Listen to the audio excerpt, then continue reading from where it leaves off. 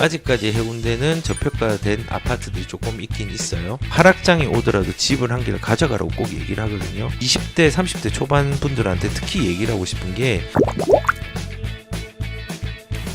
미스터 공룡님께서도 대표님, 해운대에 KTX 2020년에 들어오는데 집값 상승 가능할까요? 고견 부탁드립니다. 해운대는 KTX가 들어옴과 상관없이 여러 가지 좋은 부분들이 있고요. 해운대 같은 경우는 지금 이제 대장 아파트를 제가 저번에 주목하라고 얘기를 했어요.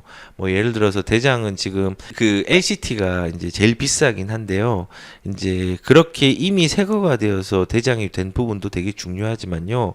사실은 앞으로 새 아파트가 되면서 입지가 좋은 데를 바라봐야 돼요.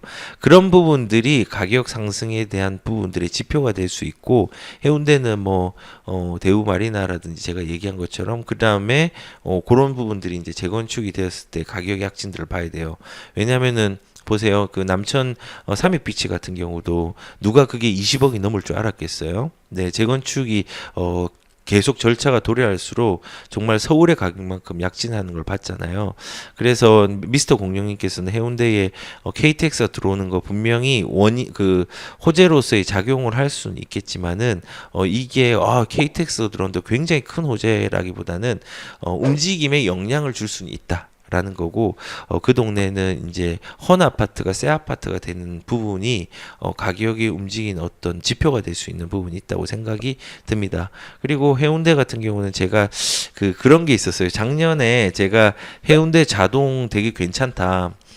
거기 이제 돈이 되게 작게 들었거든요. 그러면서 연안들도 리모델링도 될 수 있고 재건축이 될 수 있는 아파트들이 일부가 있어가지고 거기를 되게 추천을 많이 했는데 욕을 많이 먹었어요.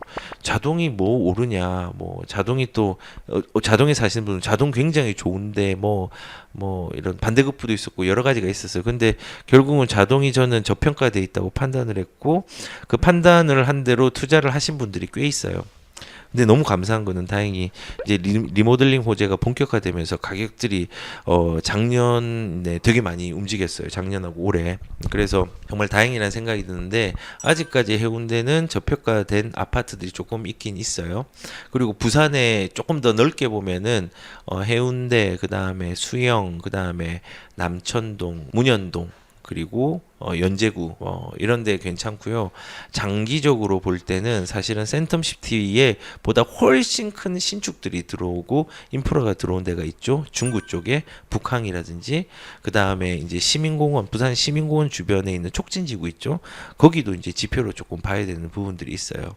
그래서 우선은 지금 해운대 얘기하면서 부산 얘기까지 나왔는데, 올해나 내년 정도에는 연제구 같은 경우는 이제 공급이 되게 많아서 그게 오히려 호재로 작용을 할 수 있고, 해운대 같은 경우나 이런 데는 지표, 아까 말한 재건축 지표를 봐야 되고, 수영 같은 경우도 지금 밀락동의 현대 아파트, 그게 이제 중요한 지표가 될 수 있어요. 옛날에 되게 안 좋았어요.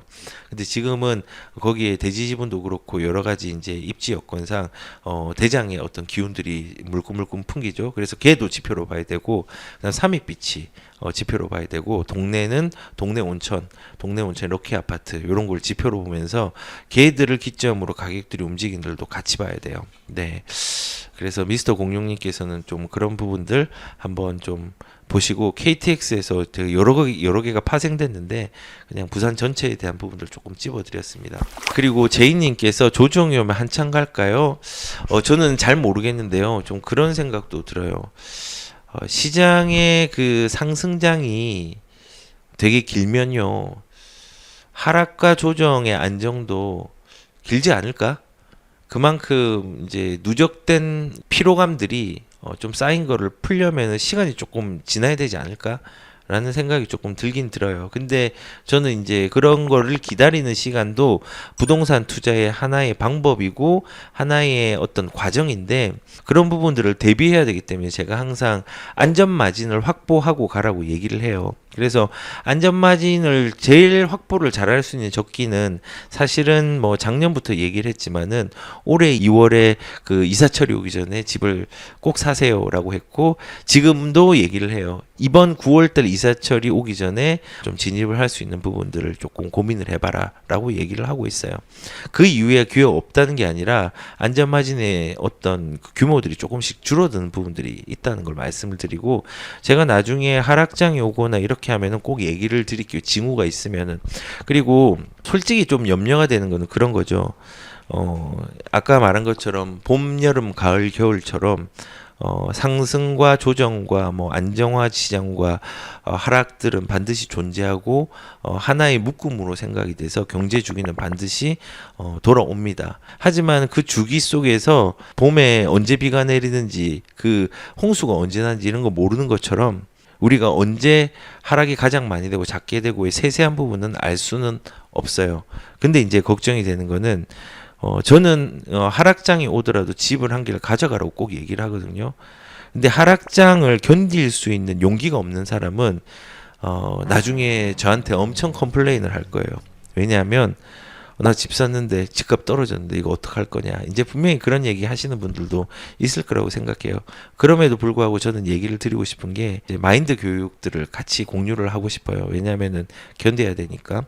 그래서 이제 집을 지금 사신 분들은 그런 하락장에 대한 부분을 처음 겪어보신 분들이 좀 있기 때문에 그런 걸 있다라는 걸 꼭 인지를 하고 그때 집을 던지시면 절대 안 돼요.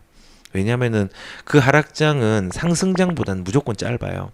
그리고 지금 상승장이 거의 7년째 이상 이어지고 있는데 그런데 이제 지금까지의 하락장이나 조정을 보면은 거의 2년 정도 되면 다 정상화가 됐고 연속으로 하락이 가장 길게 된 게 1년이 안 돼요. 11개월, 12개월 가까이 되나?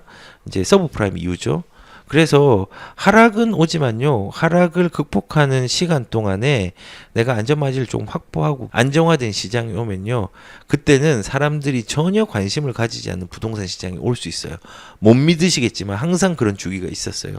그때 사실은 부동산을 본격적으로 접근을 해야 돼요. 그래서 좀 기억하셨으면 좋겠는 게 지금 많은 사람들이 부동산의 상승이 유명해지니까 과거에 더 좋은 기회들을 있었다는 것을 생각하지 못하고 지금 이제 급하게 진입하시는 분들이 많긴 하지만 지금 진입하더라도 나중에 지금의 순간의 어떤 상승이나 지금 순간의 어떤 그 대응이나 이런 거에 집중하는 것도 좋지만 그 이후에 시장도 반드시 좀 주목하시면서 좀 길게 보시면서 가는 것도 저는 좀 필요하다는 생각이 듭니다. 민키통키님께서 노년이 비참해지던데 전월세 살면 맞습니다. 왜냐면은 저는 집이 한 채는 있어야 돼 생각해요. 특히 이제 은퇴했을 때. 그리고 은퇴를 한 이후에 집이 한 채가 있으면요. 내 노후를 그 주택을 이용해서 보장할 수 있는 현금 순환도 만들 수 있는 기회도 있어요. 그렇기 때문에 전월세로 살면은 내가 노동 수입이 없는 상황에서 물리적인 한계가 있잖아요. 비참할 수 있는 상황들이 조금 더 커져요. 그래서 저는 늘 얘기를 하는 게 보통 20대들이나 이제 30대 초반까지 이제 그런 생각을 해요. 나는 건강하고 나는 일할 수 있고 아니 왜 노인들이나 50대 60대 가장들이 힘들어해? 일하면 되지. 예, 일할 수 있습니다. 하지만 물리적으로 안 될 때가 되게 많아요. 그래서 어떤 사람이든 자기한테 전성기가 없던 사람이 없어요. 다 전성기가 있어요. 그런 사람들도 나중에 은퇴돼서 힘든 사람들이 많단 말이에요. 그래서 저는 20대, 30대 초반 분들한테 특히 얘기를 하고 싶은 게 지금의 잘됨을 너무 자만하지 않았으면 좋겠어요. 그래야지 재산을 관리할 수 있는 방법도 꾸준하게 공부를 하고 그 영혼이 노동으로 그 건강한 몸으로 노동을 할 수 있는데 한계가 있기 때문에 그 한계를 인정하고 생산 수단들을 빨리 만들면서 노년들을 대비하는 거를 조금 빨리 깨닫고 실천했으면 좋겠다는 생각도 많이 들어요. 우리의 삶의 건강들은 영원하지 않습니다. 우리의 전성기도 영원하지 않습니다. 그렇기 때문에 우리가 늘 전성기가 있다라는 걸 생각하지 말고 나도 노인이 될 수 있고 나도 은퇴를 할 수 있고 나도 직장이 잃을 수 있다라는 걸 늘 유념하면서 근로소득으로만 살지 말고 나만의 생산 공장, 그러니까는 그게 꼭 필요해요. 그거를 잘 만들어내시는 어떤 20대 30대 초반들도 있었으면 좋겠다는 생각이 드네요.